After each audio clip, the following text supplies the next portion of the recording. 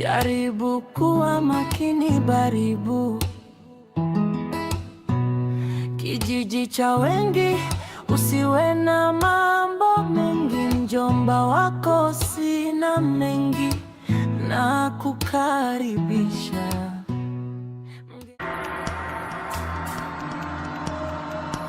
We mama, naona mmeamua kuniletea yule kijana, au sio?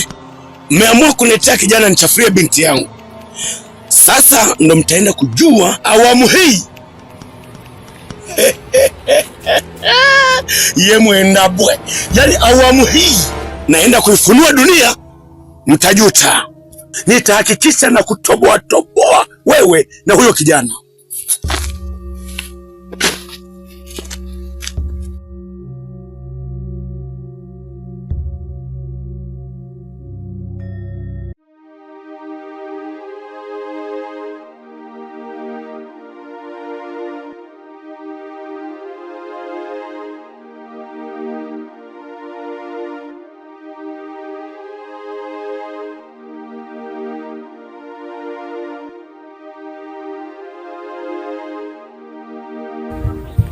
Bora hata mwenyekiti nimekuona hapa mwenzangu. Yaani huko nimekimbizwa balaa. Yaani huko mume wangu kanipiga mkuku nimefika tu kwa. Wewe ngoja kwanza, wewe mume wako na kukimbiza wewe bila kosa. Mwenyekiti tatizo unielewi. Yaani yule mwanaume sijui anavuta bangi siku hizi, mimi hata simuelewi mwenzangu. Hawa utakuwa na nchokoza.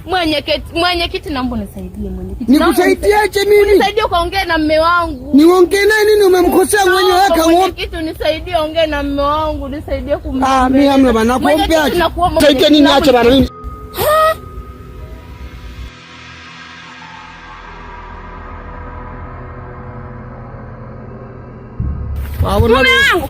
Mume wangu, hiki ndio umekuja kufanya hapa? Na kufumania na mwanamke polini. Wewe una akili kweli wewe? Wewe ni mwenyekiti au mwenye kigoda? Hata historia haikufai wewe. Unakuja kuokoana na mwanamke polini na mimi unaenda kuana na mzee gani? Wewe baba wewe umenisahau eti? Utanikuta.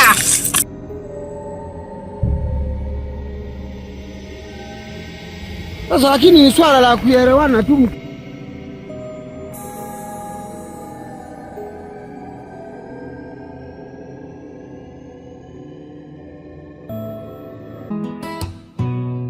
Mgeni karibu kijijini, jaribu. Kaka, nilikwambia acha yote haya. Ona sasa hivi kaka umeugua, na wewe ndio ulikuwa msaada wangu mimi. Baba ashafariki, mama ashafariki, unajua kabisa wazazi wote sina. Wewe ndio nguzo yangu mimi, na wewe umeleta yote haya kaka. Mwenyezi Mungu, kwa nini mimi unaniweka kwenye matatizo?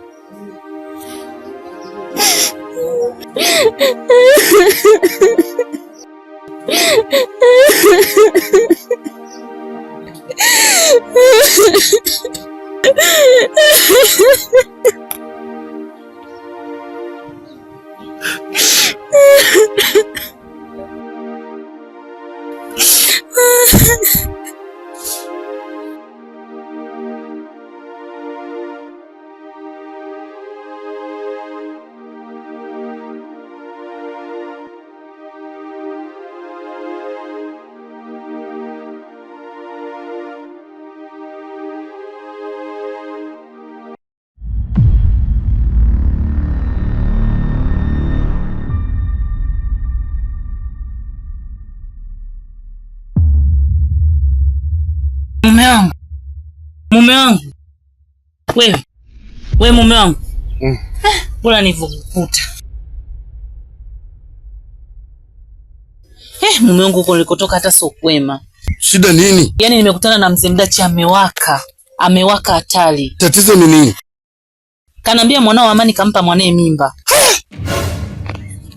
Yaani nilikwambia mama Gari, huyu mtoto atakuja kuniletea laana kijiji. Sasa ona. Hali ya bananga. Sasa hapa tunafanyaje? Mume wangu mimi cha kufanya hata sina. Yaani hata sijui nafanyaje. Tumsubiri kwanza arudi tumweke chini tuongee naye. Hapana. Mimi nitaongea kama familia.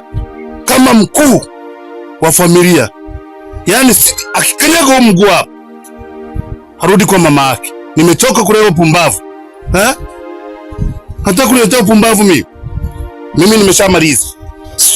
Mume wangu nawe usiwe hivyo. Yule bado ni mtoto. Tumsubiri kwanza hapa arudi, tuongee naye tumsikie naye anasemaje. Nakwambia nimechoka. Na kama naona tetea ujinga, mtaenda naye huko mtakako kwenda. Mume wangu msubiri kwanza. Akija usimfokee wala usimseme. Mweke kwanza chini uongee naye. Tatizo mama Gati ndio hilo uwe na kukataza kila siku.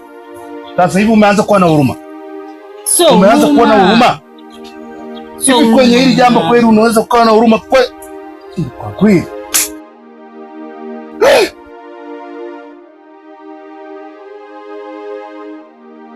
Sasa unaenda wapi sasa hivi?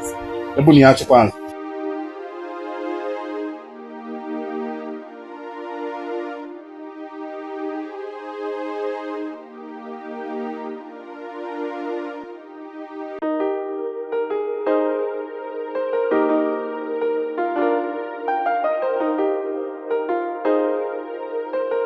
Mama.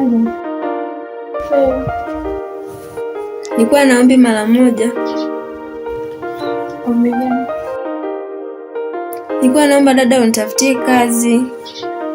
Maisha yamenishinda. Kwa nini uyawezi? Ni vile tu sijazoea kuishi maisha tunayoishi ndani. Maisha ndio yalivyo mdogo wangu. Taratibu tu utazoea. Najua ni kitu kigeni kwako, hujawahi kuishi hivyo lakini utazoea. Sawa. Nilikuwa naomba unitafutie kazi. Kazi? Kama kazi gani unaweza? Kazi yote ile ya heshima. Sawa, nitajaribu. Ila kazi si unajua ni ngumu. Ila kuna shoga yangu mmoja aliniomba nimtafutie dada wa kazi. Ngoja nitawasiliana naye alafu nitakwambia. Sawa? Hey, ulisema utamlisha wewe. Utamlisha wapi? Niliwaambia atawashinda. Haya bibi wewe, inakuhusu nini? Kama mimi sikio alisikii. Maongezi yetu ya watu wawili wao kwa yanakuhusu nini? Maneno ni yote, yani ambao mko mnaongea, nilikuwa nasikia vizuri sana. Ini hakuna ambalo sijasikia, ni masikia yote. Bora yake huyu hata amesoma kidogo. Wewe umeshia. Hata la sabani sidhani kama umemaliza. Kazi gani utaweza zaidi ya kudanga? Hayo wasomi mkatafutiani kazi, sawa?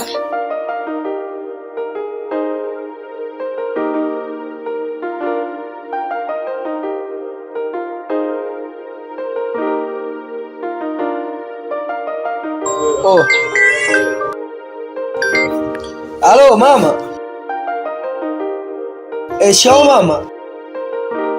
Jambo, nilikuwa nimetoka kuemea maemezi kidogo ya chuo hapa. Maana tunaelekea kufunga. Mimi mama, ndani ya wiki moja naweza nikaje huko nyumbani kukusalimia. Kuna likizo ndogo. Haya mama, nashukuru. Haya.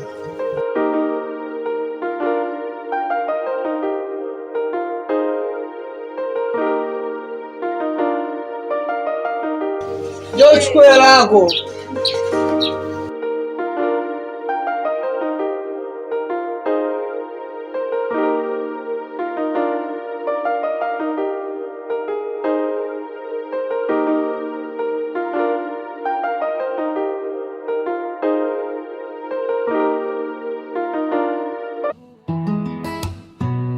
Kijiji cha wengi, usiwe na mambo mengi, mjomba wako sina mengi, na kukaribisha mgeni karibu kijijini. Jaribu kuwa makini, baribu kijiji cha wengi, usiwe na mambo mengi, mjomba wako sina mengi. Mimi niko ndani kidogo nikapumzike. Hebu rudi hapa.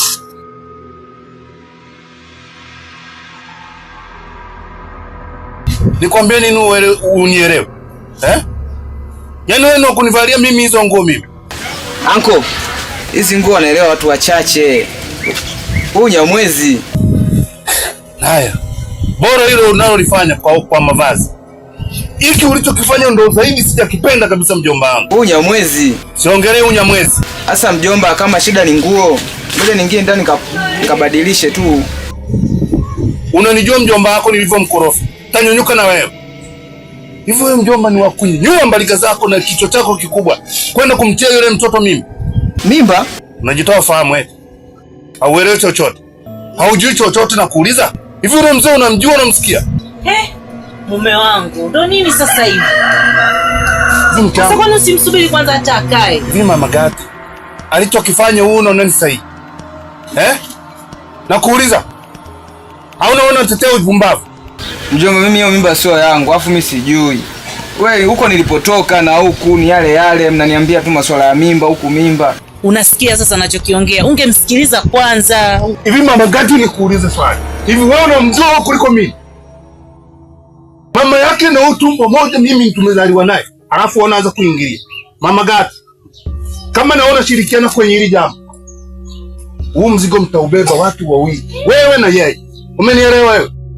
Tena kama umeshindwa kukaa hapa nyumbani, utarudi kwa mama yako mjini. Tatu upumbavu. Sasa niharibie heshima yangu.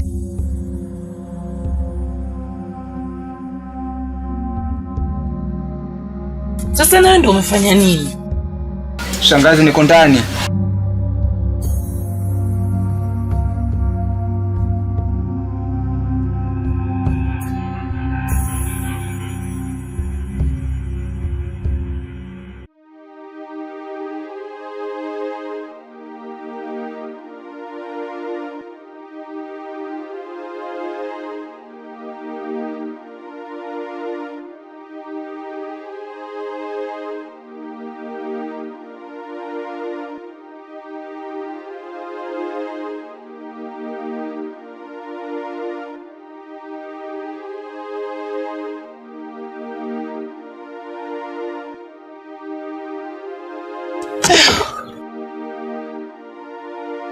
Dada kwema?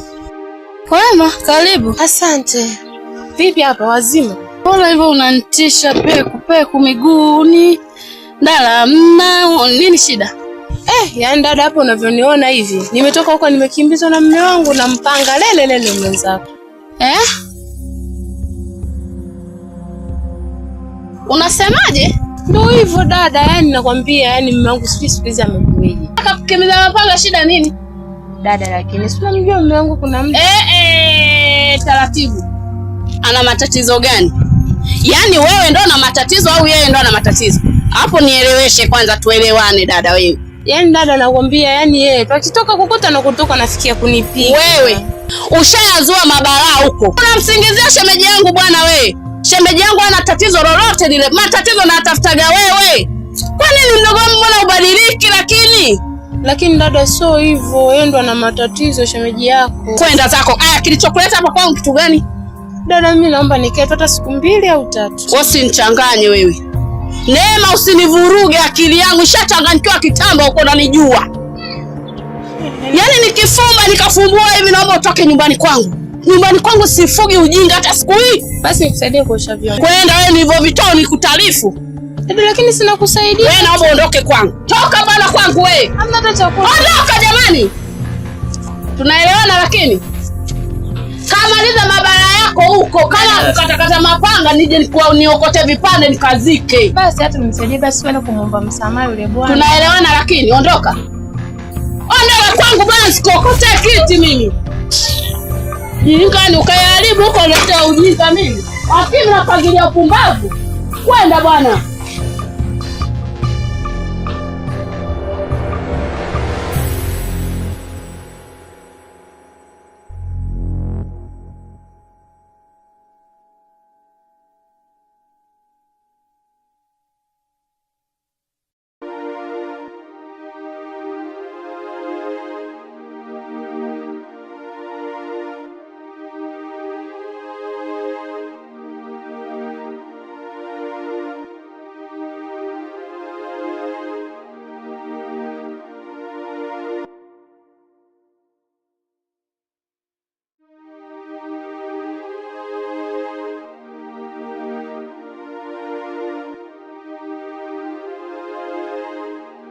baba, chakula tayari mezani. Sitaki na hicho chakula chako, peleka huko.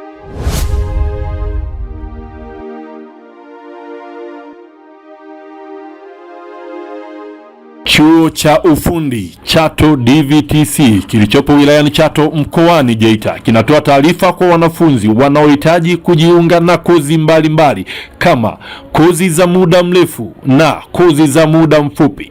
Tunapokea wanafunzi kuanzia elimu ya darasa la 7 na kuendelea. Ada zetu ni rafiki sana, wahi umlete mwanao apate ujuzi chuoni kwetu. Kozi zitolewazo ni udereva, upishi, ushonaji, uchakataji wa samaki, upambaji, ujenzi, umeme majumbani na viwandani, ufundi wa magari yani mechanics.